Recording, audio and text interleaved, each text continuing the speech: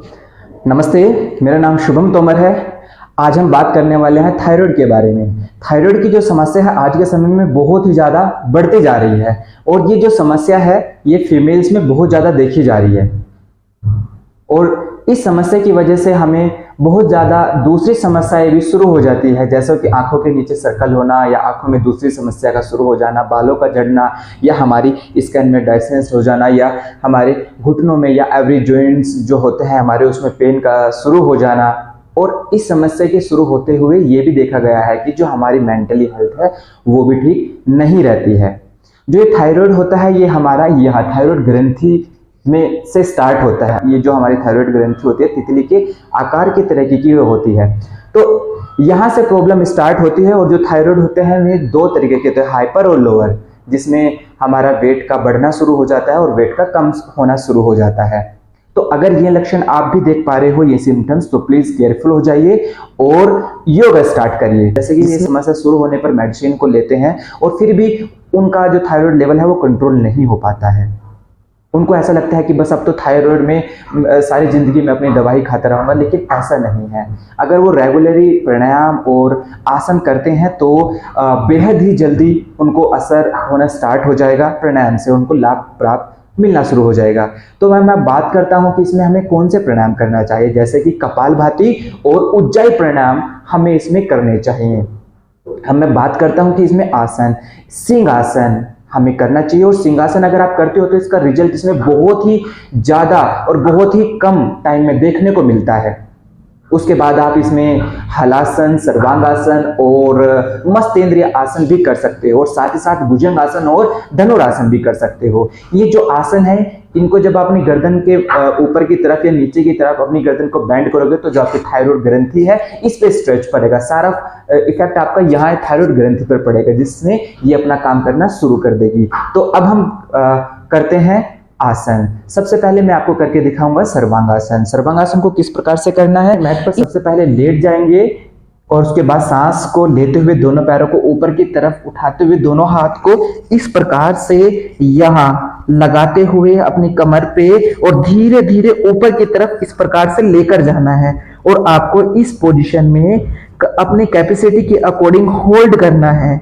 जैसे कि जो बिगिनर्स हैं वो 10 सेकंड होल्ड करिए और जो रेगुलर करने वाले हैं वो 1 मिनट से 2 मिनट तक का होल्ड करिए। इसमें आपकी जो थायराइड ग्रंथि है उसी पर ही इस आसन का सारा इफेक्ट पड़ता है।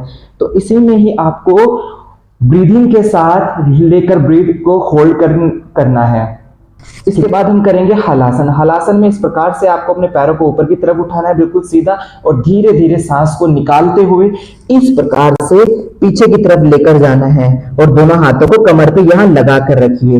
जैसे कि बिगिनर्स हैं वो अपने दोनों हाथों को यहाँ पर लगा कर रखिए, उनके पैर इस प्रकार से ऊपर उठे रहेंगे तो यहीं पर ही होल्ड कर लो। धीरे धीरे उनके जो पैर हैं, टोज जो है वैसे जमीन में टच हो जाएंगे और जब जमीन में टच हो जाएंगे उनको कॉन्फिडेंस हो जाएगा। उसके बाद धीरे धीरे अपने दोनों हाथों को इस प्रकार से सीधा कर देंगे। इस आसन का भी पूरा इफेक्ट जो होता है, लाभ मिलता है हमारे थायराइड ग्रंथि पर। इसे करने से भी हमें थायराइड में बेहद ही जल्दी लाभ प्राप्त होता है। इसके बाद हम करते हैं यहाँ से, इसके बाद करते हैं मस्तेंद्रियासन। इस प्रकार से हमें सबसे पहले लेट जाना है और दोनों हाथों को यहाँ रखते हुए अपनी गर्दन को उठाते हुए इस प्रकार से अंदर की तरफ लेकर जाएंगे और अपनी सांस को होल्ड रखेंगे। ये जो आसन है ये बिगिनर्स के लिए है, ठीक है। और बिगिनर्स अपने दोनों हाथों को यहाँ पर भी रख सकते हो। जो शुरुआती दौर में आसन कर रहे हैं वो अपने दोनों हाथों को यहाँ पर भी रख सकते हो। और जो रेगुलर ही करने वाले हैं उनको इस प्रकार से पद्मासन लगा लेना है और पद्मासन लगाने के बाद धीरे धीरे से इस प्रकार से लेट जाएंगे और दोनों हाथों को यहाँ रखते हुए गर्दन को अंदर की तरफ लेकर जाते हुए इस प्रकार से होल्ड करना है, सांस को भरते हुए, और फिर वापस आ जाएंगे सांस को छोड़ते हुए। जो बिगिनर्स हैं उनको भी अपनी कैपेसिटी के अकॉर्डिंग इसी प्रकार से करना है। अब हम यहां से हम करने वाले हैं भुजंगासन। भुजंगासन इस प्रकार से हम आराम से लेट जाएंगे और सांस को भरते हुए धीरे धीरे हमें ऊपर की तरफ आना है, ठीक है। इस प्रकार से हम ऊपर की तरफ आएंगे और ऊपर की तरफ देखेंगे, सांस को भरकर होल्ड करके रखेंगे। इस आसन को भी करने से आपकी कमर का दर्द बेहद ही जल्दी उसमें लाभ मिलता है और थायराइड के पेशेंट को तो इसमें लाभ मिलता ही है। और फिर वापस आ जाएंगे। अब हम करते हैं धनुरासन। दोनों पैरों को इस प्रकार से बेंड करते हुए ऊपर की तरफ इस प्रकार से लेकर जाना है, खींचना है, ऊपर की तरफ देखना है। इसमें सांस को लेने के बाद होल्ड करके हम रखेंगे और फिर धीरे धीरे वापस आ जाएंगे।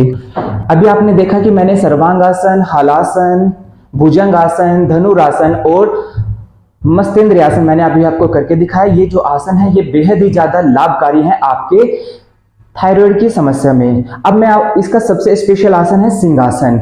सिंहासन को अगर आप इन आसन को करते भी हो या नहीं कोई बात नहीं, लेकिन एक आसन के लिए आपको जरूर टाइम आपके पास में होगा, उस आसन को आपको करना ही है और लाभ बेहद ही जल्दी मिलेगा। और अगर आप ये सारे आसन भी साथ में करते हो तो और भी जल्दी आपको लाभ मिलेगा। ये आसन मैं आपको इसलिए बता रहा हूं क्योंकि कम समय में आप कर सकते हो। तो इस आसन को करने के लिए सबसे पहले आपको वज्रासन में बैठ जाएंगे और दोनों पैरों को इस प्रकार से खोल लेंगे। इसका नाम है सिंहासन। तो इस प्रकार से रखते हुए सांस को लेंगे और सांस को लेने के बाद जब हम सांस को बाहर निकालेंगे, अपनी जीभ को बाहर निकालते हुए दहाड़ना है कुछ इस प्रकार से।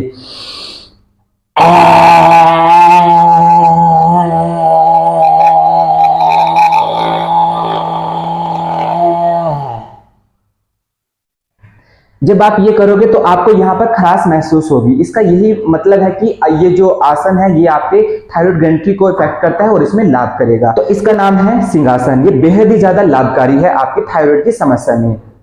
अब हम करते हैं प्राणायाम। प्राणायाम में हम करना है कपालभाति और उज्जाई प्राणायाम। तो अब हम करेंगे कपालभाति प्राणायाम। कपालभाति प्राणायाम को हम केवल उसमें सांस को बाहर निकालते हैं, जितनी हमें सांस चाहिए खुद ऑटोमेटिकली आ जाएगी कुछ इस प्रकार से। सबसे पहले मैं आपको दिखाऊंगा, अपने स्टमक को हाथ को अपने स्टमक पे रखूंगा और मैं सांस को केवल मैं बाहर निकालूंगा इस प्रकार से।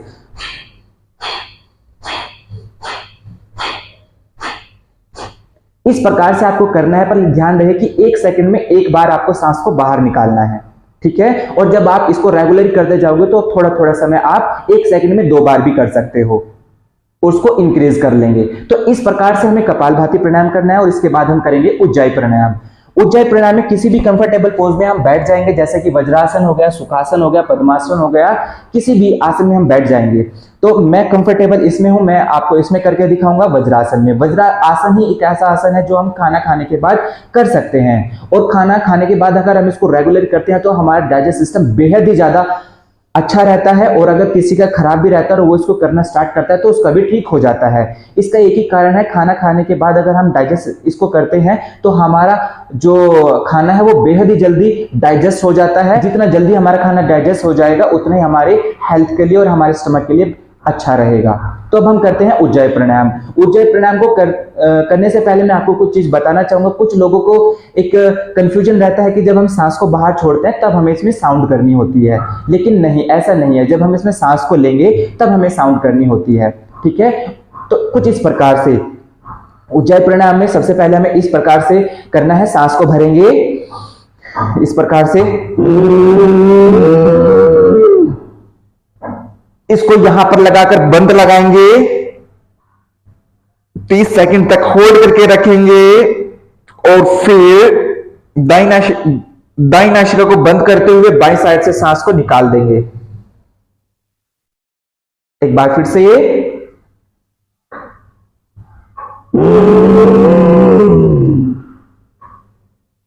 बंद लगाया, 30 सेकंड तक होल्ड करके रखेंगे और फिर दाईं नासिका को बंद करते हुए सेम बाईं नासिका से इसको बाहर निकाल देंगे।